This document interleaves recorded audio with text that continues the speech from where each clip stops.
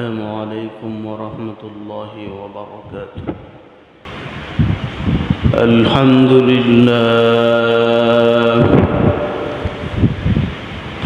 لله وكفى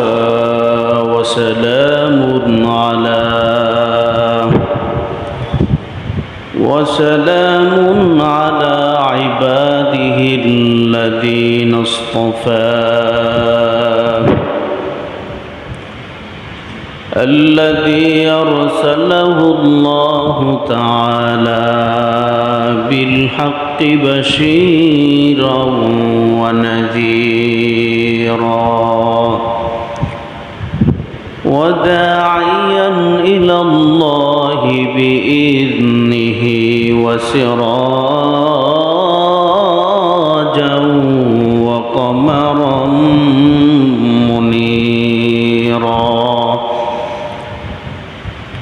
أما بعد فأعوذ بالله من الشيطان الرجيم. بسم الله الرحمن الرحيم. يا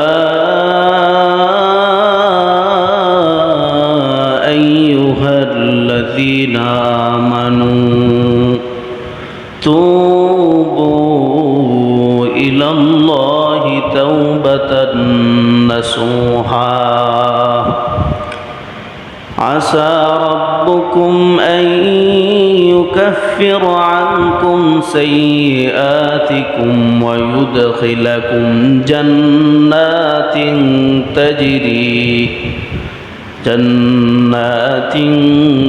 تجري من تحتها الأنهار. وقال تعالى: قد أفلح المؤمنون الذين هم في صلاتهم خاشعون والذين هم عن اللغو معرضون والذين هم للزكاة فاعلون. وقال رسول الله صلى الله عليه وسلم: التائب من الذنب كمن لا ذنب له. وقال رسول الله صلى الله عليه وسلم: من يرد الله به خيرا يصب منه، أو كما قال عليه الصلاة والسلام. الحمد لمن قدر خيرا وقبالا، الحمد لمن قدر خيرا وقبالا، والشكر لمن صور حسنا وجمالا، والشكر لمن صور حسنا وجمالا. أحد صمد عن صفة الخلق بريء،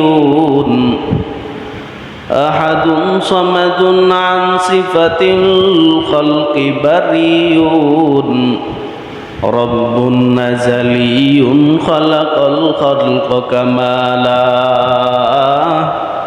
رب نزلي خلق الخلق كمالا.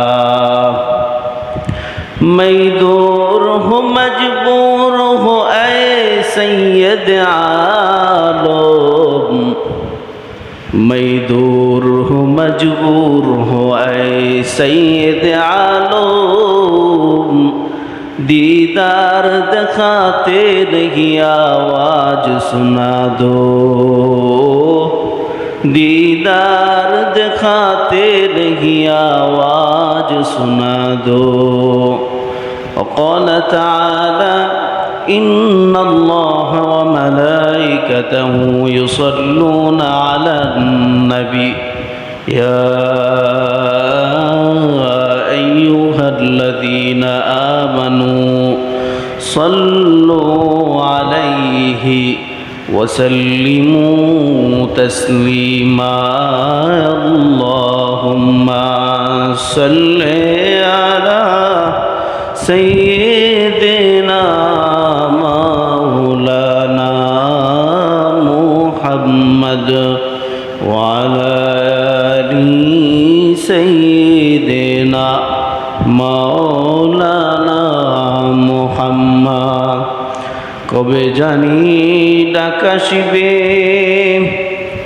এই বাড়ি ঘর ছাড়িতে আপন পোশাক খুলে খুলে সাদা কাফন পরিতে আল্লাহুম্মা সাল্লি আলা সাইয়্যিদিনা মাওলানা মুহাম্মদ ওয়া আলা আলি সাইয়্যিদিনা মাওলানা মুহাম্মদ। মুআজ্জাজ মুহতারাম, সম্মানিত মুসল্লিয়ান কেরাম, মহান রব্বে করিমের দরবারে অসংখ্য গণিত শুকুর ও সুজুদ যে মহান রব্বুল আলামিন আজ আমাদিগকে জুমার নামাজ আদায়ের লক্ষ্যে তারই ঘর মসজিদ পর্যন্ত আসার এবং বসার মতো তৌফিক দিয়েছেন, সেজন্য শুকরিয়া আদায় করে বলি আলহামদুলিল্লাহ। মুসলমান ভাইয়েরা, আমার বন্ধুরা, আলোচনার শুরুতে আমি আপনাদের খিদমতে কোরআনে হাকিমের সূরা তাহরিম থেকে এবং সূরা মুমিনুন থেকে কয়েকটি আয়াত এবং সাথে সাথে নবী পাক সাল্লাল্লাহু আলাইহি ওয়াসাল্লামের অসংখ্য গণিত হাদিসের ভান্ডার থেকে ছোট্ট দুটি হাদিস আপনাদের খিদমতে তেলাওয়াত করেছি। আল্লাহ চাহে তো এর উপর আলোচনা করব ইনশাআল্লাহ। মুসলমান ভাইয়েরা, আমার বন্ধুরা, আল্লাহ পাক মানুষকে বানাইছেন, প্রত্যেকটা জিনিস যখন আমরা করি এর পিছনে কিছু আমাদের উদ্দেশ্য থাকে। একটা যদি মেল ফ্যাক্টরি করি এর পিছনে একটা উদ্দেশ্য আমাদের থাকে। যে কোনো জিনিসই আমরা বানাই সব কিছুর পিছনে একটা উদ্দেশ্য থাকে। ঠিক তেমনিভাবে রব্বে করিম মানুষদেরকে বানাইছেন কেন?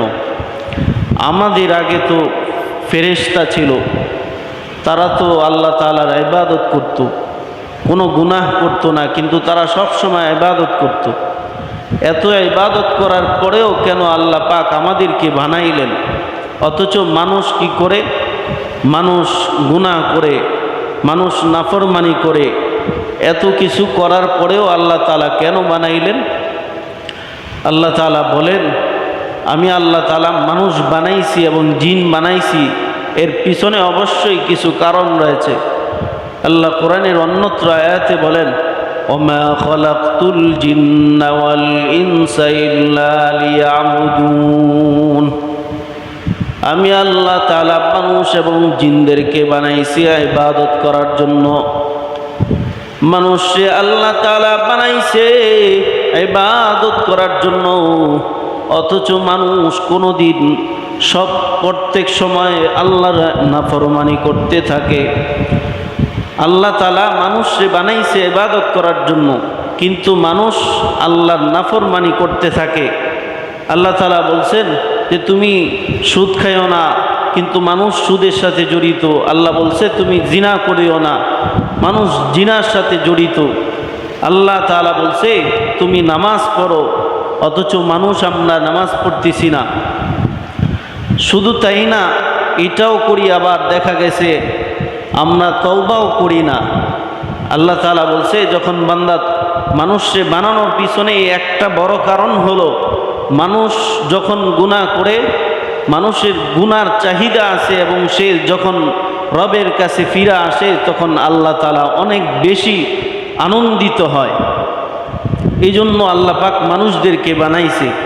আল্লাহ তাআলা বলেন, ওয়ামা খালাকতুল জিন্না ওয়াল ইনসা ইল্লা লিয়াবুদুন, আমি আল্লাহ তাআলা মানুষ এবং জিনদেরকে বানাইছি আমার ইবাদত করার জন্য।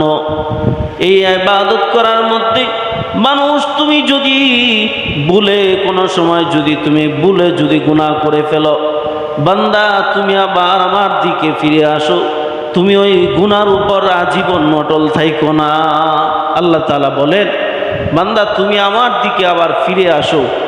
যাই হোক, মানুষের কিছু ইবাদত রয়েছে, ইবাদত করলে মানুষ জান্নাত পাবে, ইবাদত না করলে জাহান্নাম পাবে।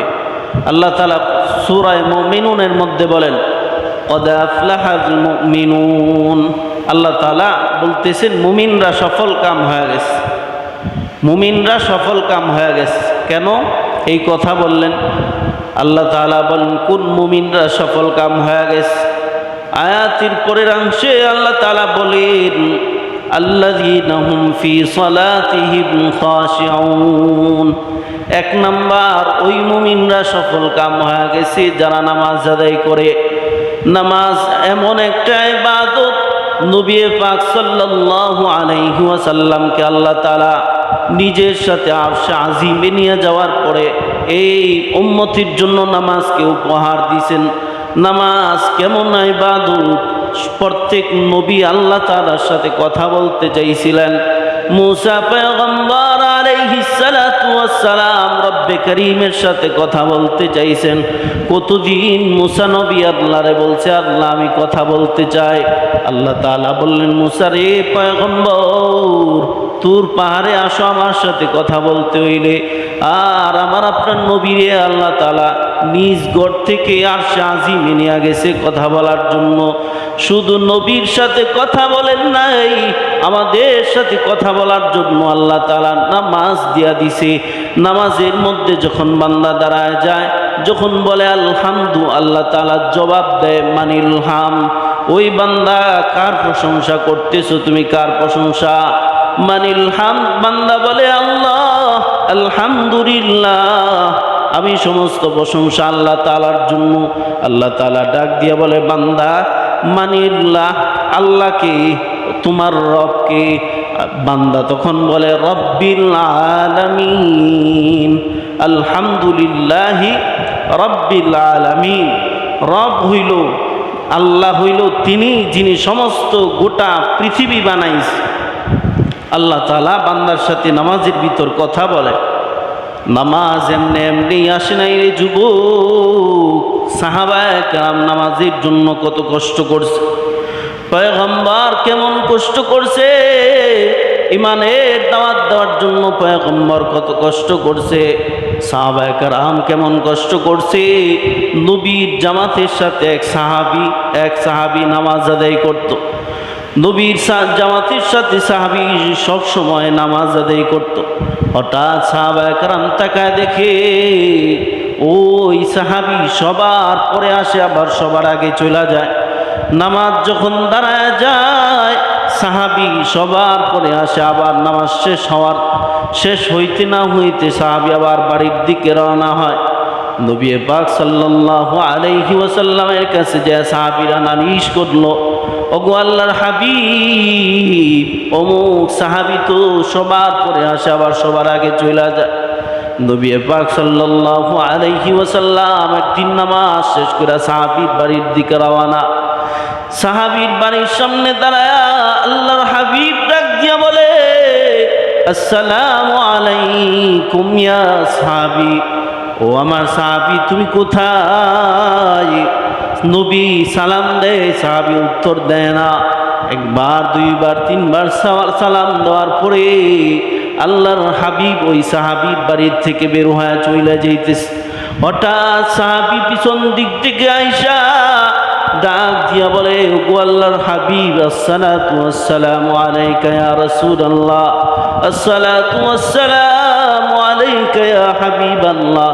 নবী গো, আপনি আমার বাসায় আসছিলেন, আবার চইলা যাইতেছেন।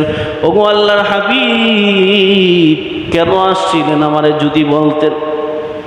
নবী পাক সাল্লাল্লাহু আলাইহি ওয়াসাল্লাম সাহাবীরে ডাক দিয়া বলে, ও সাহাবী, তুমি তো প্রত্যেক দিন তা লক্ষ্য করতেছি তুমি সবার পরে নামাজে যাও, আবার সবার আগে চলে আস। সাহাবী ডাক দিয়া বলে, চোখের পানি ছাড়ে আর বলে, নবী গো, আমার বাড়িতে কোনো কাপড় চোপড় নাই, আমার শুধু একটা চাদর আছে, আমি ওই চাদর পইরা যখন নামাজে যাই আবার দ্রুত চলে আসি, চালু করে চলে আসি, কারণ আমার এই চাদর পরে আমার স্ত্রী আবার নামাজ পড়বে। সাহাবায়ে কেরাম নামাজের জন্য কত কষ্ট করছে, দিনের জন্য সাহাবায়ে কেরাম কেমন কষ্ট করছে, ঈমানের জন্য সাহাবায়ে কেরাম কেমন কষ্ট করছে, সাহাবায়ে কেরাম কেমন কষ্ট করছে, আল্লাহর হাবিব সাল্লাল্লাহু আলাইহি ওয়াসাল্লাম কেমন কষ্ট করছে। আজকে তো আমরা বাপ দাদার থেকে ঈমান পেয়ে গেছি, ঈমান বড় দৌলত রে যুবক। নবীজি সাল্লাল্লাহু আলাইহি ওয়াসাল্লাম মক্কার জমিনে কাফেরদেরকে ঈমানের দাওয়াত দেয়। ওই কাফের বেদিনরা নবীরে মানে না, নবীরে কষ্ট দেয়। নবীজি সাল্লাল্লাহু আলাইহি ওয়াসাল্লাম আর সহ্য না করতে পাইরা হযরতে যায়েদ রে নিয়া, নবীর খাদেম হযরতে যায়েদ রে নিয়া তায়েফের দিকে রওনা। আল্লাহর হাবিব চিন্তা করলেন, মক্কার মানুষ তো আমি নবীরে মানে না, মক্কার মানুষ তো আমি মুহাম্মদকে সম্মান করে না, চলে যায় ওই দূর তায়েফে যায়, তায়েফের মানুষ দেখি আমি নবীরে মানে কিনা।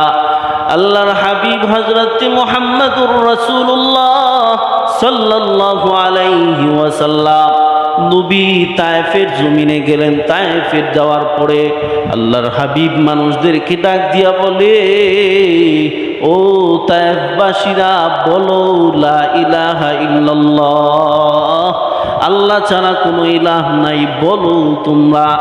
তায়েফবাসী নবীরে মানেই না, তায়েফবাসীও নবীরে এমন কষ্ট দেয়, নবীরে পাথর মারতে শুরু করে, নবীর রক্তাক্ত হয়ে যায়, নবীর শরীর রক্তাক্ত হয়ে যায়।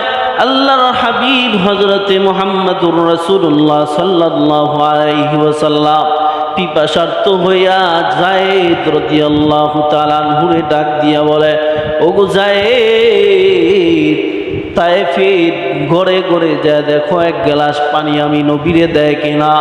হযরত যায়েদ প্রত্যেকটা ঘরে ঘরে যায়, কেউ নবীরে এক গ্লাস পানি পর্যন্ত দেয় না। আল্লাহর হাবিব অসুস্থ হয়ে পড়ে হযরত যায়েদ নবীজির কাছে আয়েশা বলে, ওগো আল্লাহর হাবিব, তায়েফের মানুষ আপনারে এক গ্লাস পানি পর্যন্ত দেয় নাই, কেউ এক গ্লাস পানি পর্যন্ত দেয় নাই। হযরত জিবরাইল আলাইহিস সালাতু ওয়াস সালাম নবীর এই পজিশন দেখা, নবীর অবস্থা দেখা আল্লাহ তাআলা ডাক দিয়ে বলে, জিবরাইল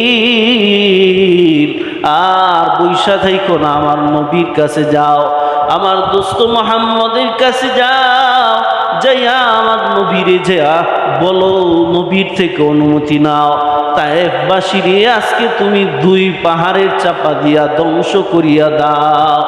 আল্লাহর হাবিব ওই সময় তায়েফের মানুষদেরকে বদদুয়া দেন নাই, বরঞ্চ হযরত জিবরাইল আলাইহিস সালাতু ওয়াস সালামকে ডাক দিয়া বললেন, ও ভাই জিবরাইল, তুমি তো ওই যে কোরআনে হাকিমের আয়াত আনছিলা, আল্লাহ তাআলা বলেছিল, মা আরসালনাকা ইল্লা রাহমাতাল লিল আলামিন।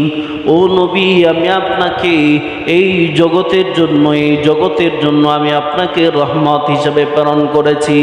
আল্লাহর হাবিব জিবরাইল আলাইহিস সালাতু ওয়াস সালামকে ডাক দিয়া বলে, ও ভাই জিবরাইল, আজকে যদি আমি তাদেরকে বদদুয়া দিয়া ধ্বংস করে দেই, তাহলে তো আমি নবী তাদের জন্য রহমত হইলাম না, বরং গজব হইলাম।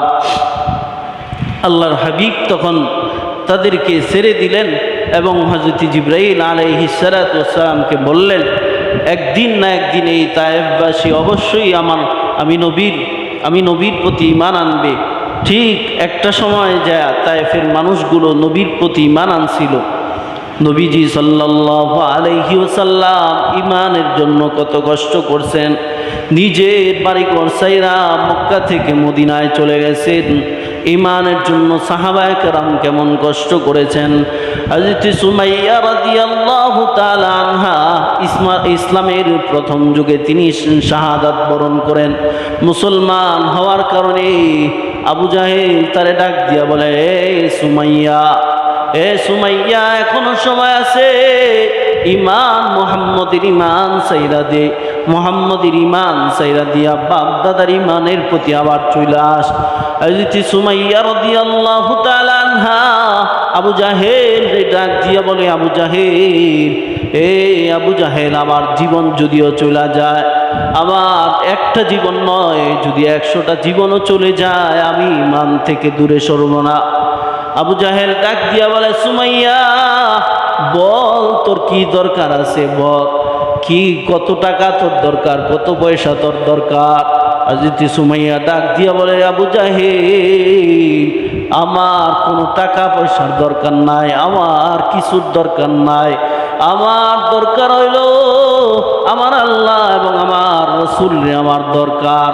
হযরত সুমাইয়া রাদিয়াল্লাহু তাআলা আনহারে আবু জাহেল নির্মমভাবে হত্যা করে, তারপরেও হযরত সুমাইয়া রাদিয়াল্লাহু তাআলা আনহা ইসলাম থেকে এক চুল পরিমাণ সরে যান নাই। সাহাবায়ে কেরাম বহুত কষ্ট করছেন ঈমানের জন্য, সবাই অনেক কষ্ট করছে। হযরত আবু বকর, ওমর, ওসমান সবাই অনেক কষ্ট করছে।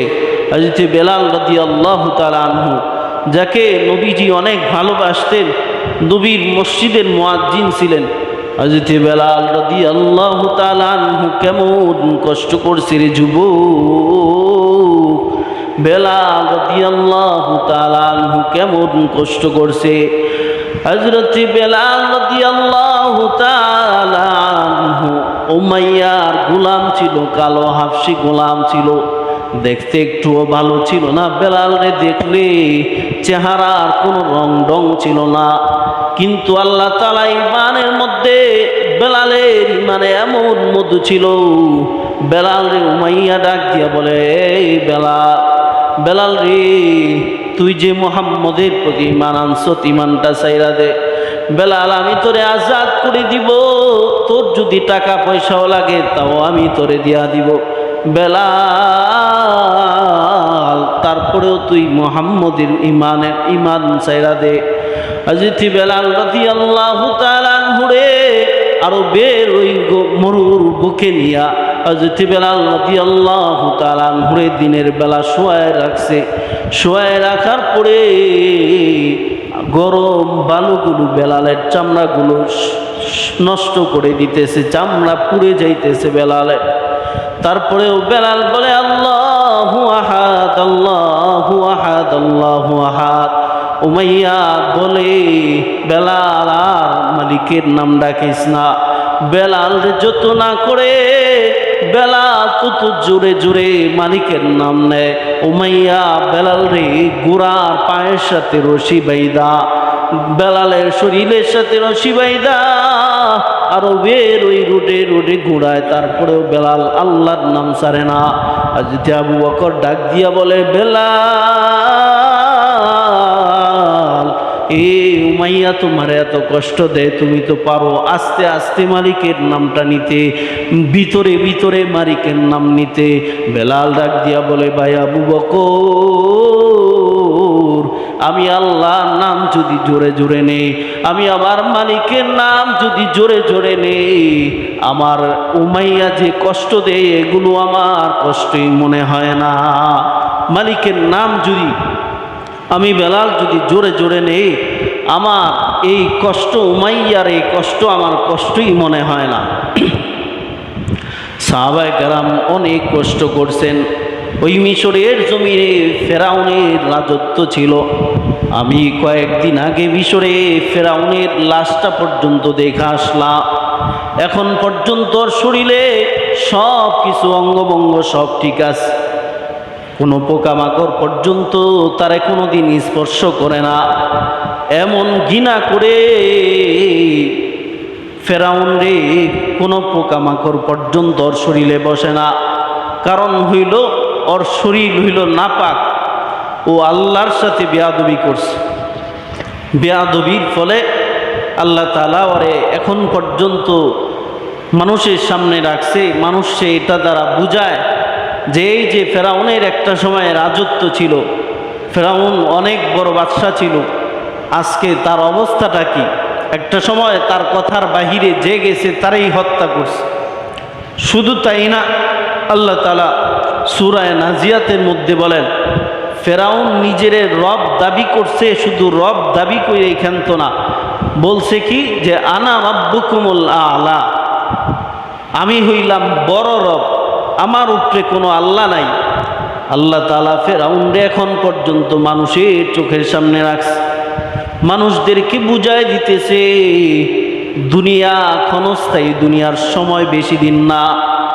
দুনিয়ায় যত বড়ই বাহাদুর হও, কত বাহাদুর জমিনের নিচে ঘুমায় আছে। চোখের সামনে কত বাহাদুর দেখলাম, জমিনের নিচে আজকে ঘুমায় আছে।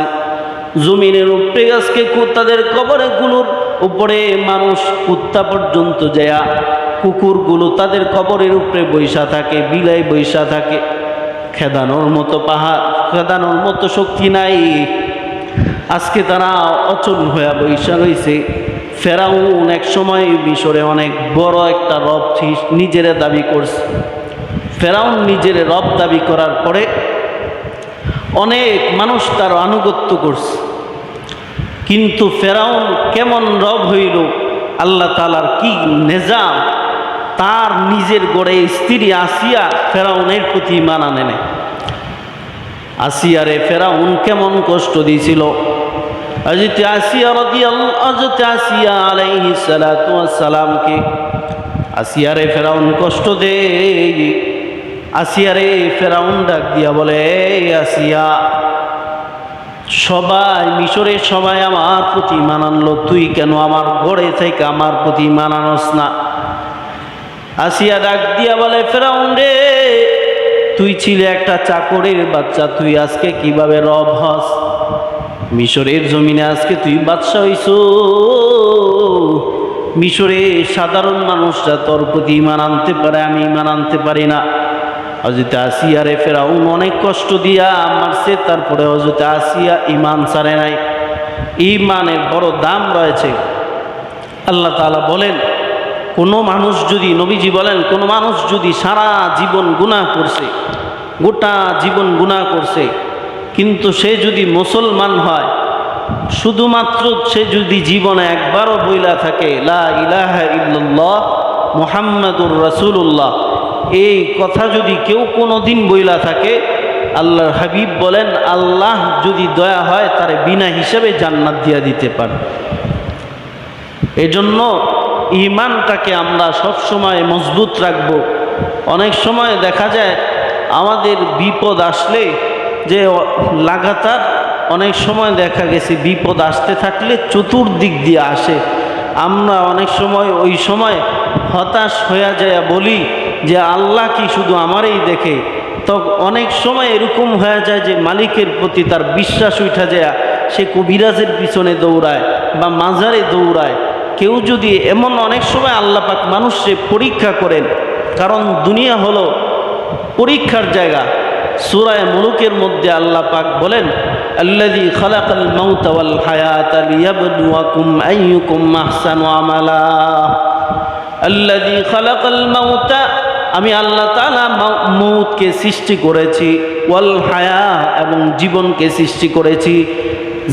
জীবন এবং মউত সৃষ্টি করেছি, কেন করেছি? লিয়াবলুয়াকুম আইয়ুকুম আহসানু আমালা। আল্লাহ তাআলা বলেন যাতে তোমাদেরকে আমি পরীক্ষা করতে পারি কে ভালো আমল করে। আল্লাহ তাআলা সূরা বাকারার মধ্যে বলেন, وَلَنَبْلُوَنَّكُمْ بِشَيْءٍ مِّنَ الْخَوْفِ وَالْجُوعِ وَنَقْصٍ مِّنَ الْأَمْوَالِ وَالْأَنفُسِ وَالثَّمَرَاتِ وَبَشِّرِ الصَّابِرِينَ। আল্লাহ তাআলা বলেন, ও বান্দারা শুনো, ওয়ালানাবলুওয়ান্নাকুম, অবশ্যই আমি তোমাদেরকে কি করব? পরীক্ষা করব।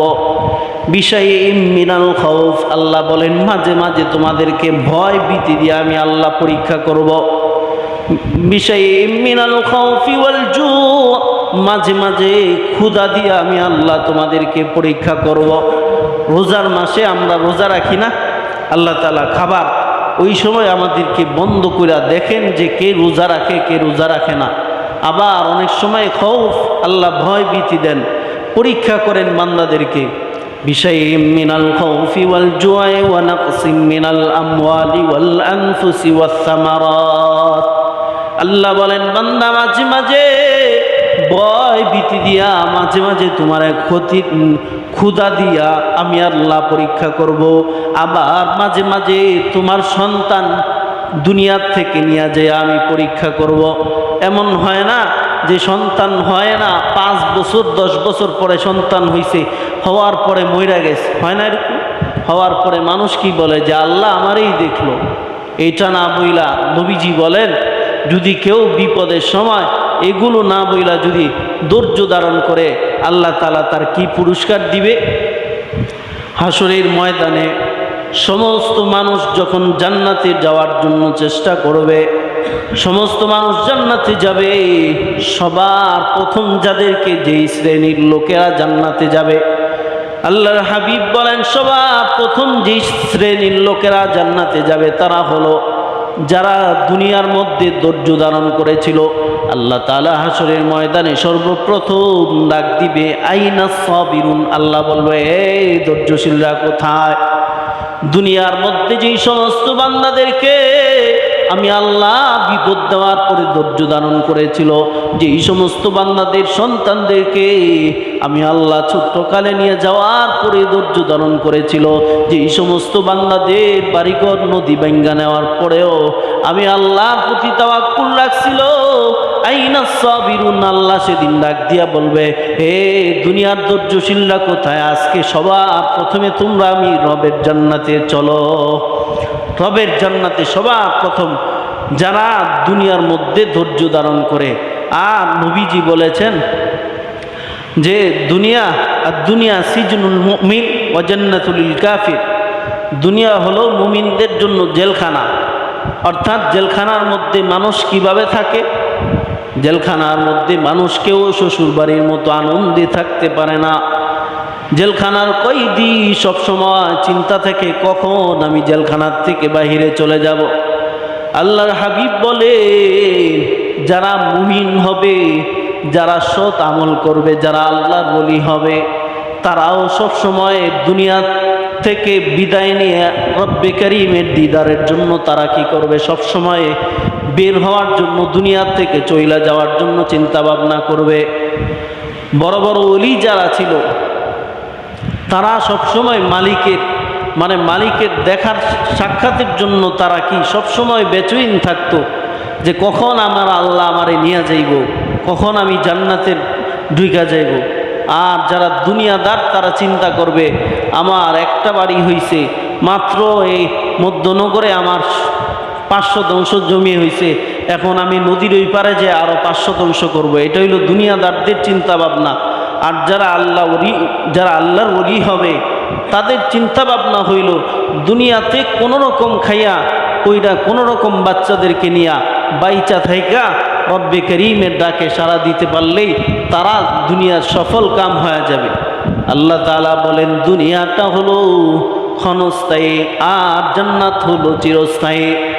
এই দুনিয়া পাইয়া মানুষ রব্বে কারীম রে ভুলা যায়, নবীরে ভুলা যায়। নবীর প্রতি কেউ এমন অনেক মানুষ আছে যারা অনেকে তো মাশাআল্লাহ অনেকে শুক্রবার দিন হইল জুমার নামাজে আসে, এমন অনেক মানুষ আছে এক ঈদে নামাজ পড়ে আরেক ঈদে যে এসে নামাজ পড়ে। অথচ আল্লাহর হাবিব বলেন কেউ যদি লাগাতার 3 জুমার নামাজ না পড়ে তাহলে আল্লাহ তাআলা তার নাম মুনাফিকের খাতায় লেখা দেয়। নাউজুবিল্লাহ, মুনাফিক সে মুনাফিক হয়ে যায়, তার ঈমান নষ্ট হয়ে যায়। অনেক মানুষ আছে নামাজ পড়ে না। নামাজ আসলে একটা ভালো জিনিস, সেটা পড়ার দরকার। নামাজ পড়ার কারণে দেখবেন যারা ফজরের নামাজ পড়ে তাদেরকে জিজ্ঞাসা করবেন যে আপনার দিনটা কীরকম ভাল লাগে। আর যারা ফজর নামাজ পড়ে না এদের সারাদিন মানে ঘুমেতে ওঠার পর থেকে সারাদিন লড়েতে চলে না, মানে দিনটাই যায় একটা মানে অলসতার উপরে। সে তার জীবন এরকমভাবেই চলতেছে, সকাল হইতেছে রাত্র হইতেছে, সকাল হইতেছে রাত্র হইতেছে। আর যারা ফজর নামাজ পড়ে জামাতের সহিত তাদের শরীরটা দেখবেন অসুস্থ হইলেও আল্লাহ তাআলা দিলের ভিতর একটা প্রশান্তি দেয়। দিলের সকালের আবহাওয়া দিলে প্রশান্তি তৈরি করে। আল্লাহ তাআলা আমাদেরকে নামাজগুলো আসলে পড়ার দরকার। নামাজ পড়লে অনেক রোগ থেকে মুক্তি পায়। বর্তমান সময়ে দেখা গেছে অনেকে শারীরিক অক্ষমতাও থাকে, এগুলো দেখা গেছে নামাজ যদি কেউ সঠিকভাবে পড়ে, নামাজ কিন্তু একটা ব্যায়াম, মুসলমানদেরকে আল্লাহ তাআলা এটা দিছে, এটা পড়ার কারণে অনেক উপকার আছে। নামাজ পড়া চাই এবং সাথে সাথে কিছু জিকির আজকার করা চাই। দুরূদ শরীফ সাল্লাল্লাহু আলাইহি ওয়াসাল্লাম, এই ছোট্ট একটা দুরূদ শরীফ কেউ যদি দিনে অল্প সময় আছে 1 মিনিটে বলি। এক আল্লাহর ওলি ছিল, উনি সবসময় দুরূদ শরীফ পড়তো। মানে এক আল্লাহর ওলি, উনি কাবা শরীফে যাওয়ার পরে দেখতেছে যে এক যুবক সব কিছুতে শুধু দুরূদ শরীফ পড়ে, সে আর কোনো কাবার দোয়া টোয়া পড়তেছে না, সব দুরূদ শরীফ পড়ে। ওই যুবকরে আল্লাহর ওলি জিজ্ঞাসা করছে, তুমি কি অন্য দোয়া পারো না? তখন ওই যুবক বলতেছে যে আমার একটা কাহিনী আছে, আমার বাবা ছিল অনেক গুনাহগার। তা আমার বাবা হঠাৎ মরুভূমিতে মারা গেছে, হজ করতে আসার পরে বাড়িতে যাওয়ার পথে সে মৃত্যুবরণ করছে। মৃত্যুবরণ করার পরে ওই কেউ নাই সাথে, শুধু ওই ছেলে আর বাবা। তো বাবা মৃত্যুর পরে তাকায় দেখে বাবার চেহারাটা কুৎসিত হয়ে গেছে, বাবার চেহারাটা একটা খারাপ হয়ে গেছে। ছেলেটা দৌড়াইতেছে কাউরে পায় না। আয়েশা হঠাৎ অস্থির হয়ে ঘুমায় পড়ছে। এমন সময় এক স্বপ্নে দেখতেছে যে একজন লোক আসছে, আয়েশা বাবার চেহারার উপরে হাত বুলায় দিছে, বাবার চেহারা সুন্দর হয়ে গেছে। স্বপ্নে ওই যুবকটা লোকটারে জিজ্ঞাসা করতেছে যে আপনি কে, আপনি আসলেন, আমার বাবার চেহারাটা সুন্দর হয়ে গেল। পরে ওই যুবকরে আল্লাহর হাবিব বলতেছে যে আমি হইলাম মুহাম্মাদুর রাসূলুল্লাহ সাল্লাল্লাহু আলাইহি ওয়াসাল্লাম। তোমার বাবা আজীবন প্রতিদিন 300 বার রাত্রে ঘুমানোর আগে দুরূদ শরীফ পড়তো। আমার কাছে ফেরেশতারা প্রতিদিন তোমার বাবার নাম নিয়ে যাইত। আজকে তোমার বাবার নাম ছিল কিন্তু ওই 300 সংখ্যাটা ছিল না, এজন্য আমি আল্লাহর হাবিব আসছি দেখতে। আল্লাহর হাবিব দেখেন ওই ছেলে তারপর ঘুম ভেঙে গেছে। ঘুম ভেঙে যাওয়ার পরে ওই ছেলে তারপর থেকে সব সময় দুরূদ শরীফ পড়তো। খুব বেশি সময় লাগে না। এই দুরূদ শরীফ পড়লে অনেক সময় দেখা গেছে না আমাদের চতুর্দিক বিপদ আসতে থাকে। আবার দেখা গেছে যে আমাদের এই মামলা মুকদ্দমা অনেক দিক সমস্যা থাকে।